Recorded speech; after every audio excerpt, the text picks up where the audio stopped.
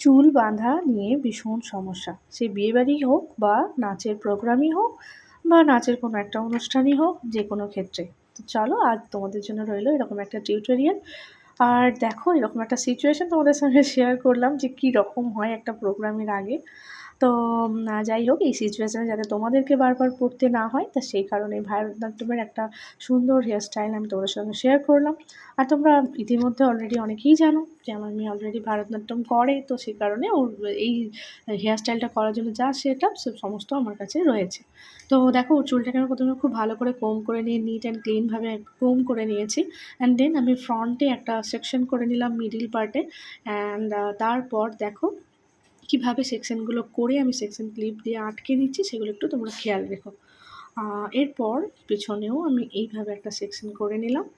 আর এই সেকশনটাকে আমি এভাবে আটকে রেখে দেবো।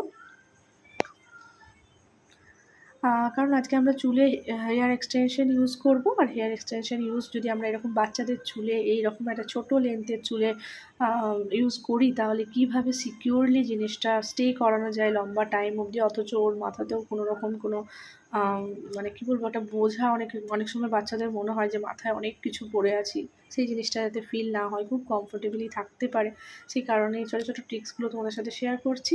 তো দেখো পেছনে একটা ছোট্ট করে পনি করে নিলাম। আর পনিটার মধ্যে একটা গাঢ় বাঁধছি, যাদের এই ছোটো ছোটো সেকশনের মধ্যে হেয়ারের ডেপথটা খুব পাতলা হবে, তাদের জন্য রইলো এটা। আর যাদের মোটামুটি চুল আছে, যাদের পারবে, তা একটা বিনুনি আরামসে করা যেতেই পারে, তাদের চুলে কিন্তু এই ধরনের গাঢ় ইউজ করার দরকার নেই। বাট যাদের প্রচণ্ড পাতলা হেয়ার হবে তাদের জন্য আমি এই গাঢ়টা ইউজ করে দেখিয়ে দিচ্ছি। এখানে একটা ছোট্ট বিনুনি করে সেটাকে খোপা করে নিলাম। আর খোপা করে খুব সুন্দর করে নিট অ্যান্ড ক্লিনভাবে জিনিসটাকে বেঁধে নিয়েছি। এরপর আমি দেখো আমার এক্সটেনশনটা ইউজ করব। এই যে জায়গাটা আমার মোটামুটি রেডি। এর মধ্যে আমি দুটো ক্লিপও ইউজ করে নেবো ফার্স্টে, কারণ এই এক্সটেনশনের মধ্যে থাকে ক্লিপ সিস্টেম। তো ক্লিপটা লাগিয়ে দিলেই যে হয়ে যাবে তা না, কারণ ওটা তখন লুজ হতে পারে, বা নাচের ব্যাপার, বাচ্চাদের ব্যাপার, দৌড়াদৌড়ি করলো, সেই কারণে আমি কোনো রকম রিস্ক না নিয়ে দেখো দুদিকে দুটো ক্লিপ সেট করে নিলাম। আর সেট করার পর আমি এবার হেয়ার এক্সটেনশনের যে ক্লিপগুলো সেটাকে আমি সুন্দর করে আটকে নিচ্ছি। এই আটকানোটার পরেও কিন্তু এর ওপরেও আমি ক্লিপ দিয়ে ভালো করে সিকিউর করে নেবো, কারণ যতই হোক ওরা বাচ্চা, তার থেকেও বড় কথা একটা নাচের প্রোগ্রাম বলো, কম্পিটিশান বলো, যখন নাচের কোনো রিলেটেড হেয়ার স্টাইল হবে, তখন কি বলো তো, চুল নিয়ে সবাই একটু প্যানিক থেকেই যায় যে আমি নাচ করতে গিয়ে আমার চুলটা খুলে যাবে না, তো এরকম একটা টেনশন যদি মনের মধ্যে কাজ করে, তো কোনো কাজই মানে ও নাচটা খুব কমফোর্টেবলি করতে পারবে না। সেই কারণে আমি ক্লিপ দিয়ে কোনো রকম হেজিটেশন না রেখে ক্লিপ দিয়ে টোটাল ব্যাপারটাকে ভীষণ রকম সিকিউর করে নিলাম। এরপর আমি ওপরে যে পার্টটা ছিল, সেই ক্রাউন এরিয়ার যে হেয়ারটা, সেটাকে আবারও একটা লেয়ার আমি গুটিয়ে রাখলাম সেকশন ক্লিপ দিয়ে, এবং আমি পার্ট বাই পার্ট এটাকে হালকা করে কার্ল করে নেবো, কারণ ওটার সাথে আমার হেয়ারটাকে ম্যাচ করাতে হবে। তো এটা যে কার্ল করছি সেটাও দেখো কীরকম ডিরেকশানে করছি, তোমরা একটু বোঝার চেষ্টা করো। আমি এই সাইডের হেয়ারগুলো করছি ইনার ওয়েতে, আবার এই সাইডের হেয়ারটাও করলাম ইনার ওয়েতে। দেখো এই যে কার্লটা করছি, এটা এখন ভেতর দিকে কার্লের মুখগুলো থাকছে। এগুলো একটু খেয়াল করলে কি হয়, খুব ন্যাচারাল একটা ফিনিশিং দেয়, খুব ন্যাচারাল একটা লুক দেয়। তো এই কার্লটা তোমরা যেমন তেমন করে আবার মেসি হিসাবেও ক্রিয়েট করতে পারো, যে কার্লসটা মানে কার্লসটা খুব ম্যাগি কার্ল হবে না, জাস্ট একটা ওপেন কার্ল, যাতে হালকা হালকা একটা কার্লস ভাব থেকে যায়, সেই রকম জিনিসটা হবে। তো আমি কার্লসটাকে খুব তাড়াতাড়ি করে তোমাদেরকে ফাস্ট ফরওয়ার্ড করে দিলাম, কারণ এটার পিছনে টাইম নষ্ট করে লাভ নেই, তাতে ভিডিওটা আরও লেন্দি হয়ে যাবে। তো দেখো আমার কার্লসগুলো খুব সুন্দর করে হয়ে গেছে। এর উপরে আমি আবারও দুটো ক্লিপ ক্রসভাবে দুটো ক্লিপ সেট করব দুটোর দিকে, কারণ এখানে আমি সেট করে নেবো একটা বান। আর এইটা হয় অনেক সময় ডেকোরেটিভ নানান রকমের বান হয়, বা অনেক সময় এখানে মুকুট লাগানো হতে পারে, বা ম্যাক্সিমাম টাইম আমরা এখানে ফ্লাওয়ারটা ইউজ করেই থাকি।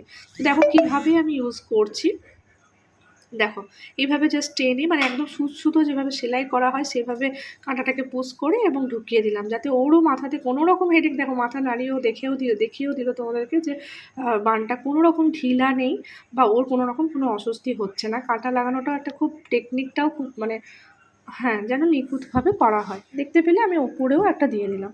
এরপর আমি ফ্লাওয়ারটাকে সুন্দর করে বসিয়ে নেবো। তোমরা তোমাদের রিকোয়ারমেন্ট অনুযায়ী যেকোনো ফ্লাওয়ার হতে পারে বা মুকুট হতে পারে, যেকোনো কিছু এর ওপর এই বেসটা ক্রিয়েট করাটা খুব ইম্পর্টেন্ট, সেটা মুকুট হোক বা ফ্লাওয়ার। ঠিক আছে? এরপর আমি ফ্লাওয়ারটাকে সেট করে নিলাম। এবার আমি সামনের পোরশনটাকে খুব নিটলিভাবে করবো, কারণ ফ্রন্ট সেকশনটাতে দেখো কোনো রকম আমার ফ্লাপি বা ফোলা ব্যাপারটা থাকবে না।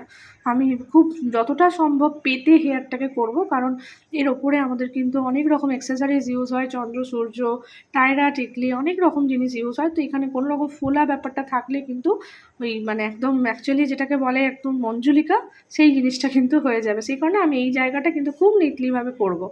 আর যাদের চুল খুব কোঁকড়ানো বা ম্যানেজ করতে পারো না, যাদের কাছে, যারা প্রফেশনাল জিনিসপত্র যাদের কাছে নেই, তাদের জন্য একটা ঘরোয়া টিপস বলে দিচ্ছি। অ্যালোভেরা, যে কোনো ধরনের অ্যালোভেরা ক্রিম, যদি খুব ন্যাচারাল ভালো অ্যালোভেরা ক্রিম থেকে থাকে, সেই অ্যালোভেরা ক্রিমটা দু হাতে নেবে। নেওয়ার পর দু হাতে ভালো করে ক্রিমটাকে মানে দু হাতটাকে বলে না হাত গরম করা, সেইভাবে ক্রিমটাকে জাস্ট নিয়ে মাথার মধ্যে তালুর মানে চুলের ওপরে সুন্দর করে হাতটাকে বুলিয়ে দেবে, যাতে চুলগুলো উস্কো খুস্কো চুলগুলো একদম টোটালি বসে যায়। এরপর আমি চন্দ্রসূর্যটাকেও সেট করে নিলাম, আবারও ক্লিপ দিলাম। প্রত্যেকটা অর্নামেন্ট সেট করারও একটা টেকনিক আছে, এর মধ্যে কার দিয়ে সুন্দর করে সেট করতে হয়। আশা করি এগুলো ছোটোখাটো ব্যাপার, এগুলো তোমরা জানোই। আর যদি কেউ না জানেন, জেনে থাকো, তো সেক্ষেত্রে আমাকে বলতে পারো, সেটা নিয়ে আমি শুধুমাত্র অর্নামেন্ট সেট করার ভিডিও আমি পরে কখনো নিয়ে আসবো। আর এটা হচ্ছে ভারতনাট্যমের ল্যাঙ্গুয়েজে বলা যায় এটাকে খোপু। তো এটাও আমরা অনেক সময়, এটা একটা ম্যারিড ওমেনদের কী বলবো, একটা সিম্বল বলতে পারো, ওদের একটা ট্র্যাডিশনাল জিনিস। হয়তো সব নাচেই সব অর্নামেন্টস তো পরা যায় না, তো এটা একটা ধরন তোমাদেরকে দেখালাম। তোমরা জানিও তোমাদের কেমন লাগছে ভিডিওটা, তোমাদের কাছে ক্লিয়ার হলো কিনা ব্যাপারগুলো। তো দেখো এবার এটা যেহেতু খুব ফোকাসিং লাইটটা পড়ছে হেয়ারে, তাই কিন্তু জিনিসটা বোঝা যাচ্ছে। এই যে আমি স্প্রে দিয়ে আবারও কালো করে দিচ্ছি, আর এটা আমার যেহেতু হাইলাইট আছে হেয়ারটাতে, সেই কারণে আমি ওটাকে একটু মানে ব্ল্যাক, যাতে পুরোটা ওপরের সাথে ম্যাচ হয়ে যায়, সেই কারণে দিলাম। এটা কিন্তু ন্যাচারাল লাইটে বা স্টেজের লাইটে যখন দেখবে, তখন হেয়ারটা কিন্তু টোটালটা একই রকমই মনে হবে। ঠিক আছে? এটা কিন্তু আলাদা মনে হবে না, যেহেতু এখানে ফোকাসিং একটা লাইট পড়ছে খুব, সেই কারণে ওই জিনিসটা পার্থক্যটা বোঝা যাচ্ছে। এটা যখন তোমরা সামনে থেকে দেখবে, তখন কিন্তু তোমাদের এরকম লাগবে না। আর দেখো জিনিসগুলো খুব প্রমিনেন্টলি, খুব ভালোভাবে জায়গাগুলো সেট হয়ে গেছে। আর তোমরা জানিও যে তোমাদের কেমন লাগলো। আমার তো ভীষণ ভালো লেগেছে, এবং ও ভীষণ কমফোর্টেবল। হেয়ারটা করে ওর মধ্যে কোনো রকম কোনো প্যানিক নেই, বা আমি যখনই আমার মেয়ের হেয়ার করি, ও কখনোই চুল নিয়ে কোনো প্যানিক করে না, কারণ ও জানে যে মা এমন করে সেট করে দেবে যে ব্যাপারটা খুব মানে ক্যারি করাটা খুব ইজি হয়ে যাবে। তো তোমাদেরকেও দেখালাম, তোমাদের সাথেও শেয়ার করলাম। তোমরা তোমাদেরও বাচ্চাদেরকে, বা তোমরা যারা নিজেরা এই নাচের সাথে যুক্ত আছো, তারা ডেফিনেটলি হেয়ার স্টাইলটা ট্রাই করতে পারো। চলো আজকের জন্য এইটুকুই।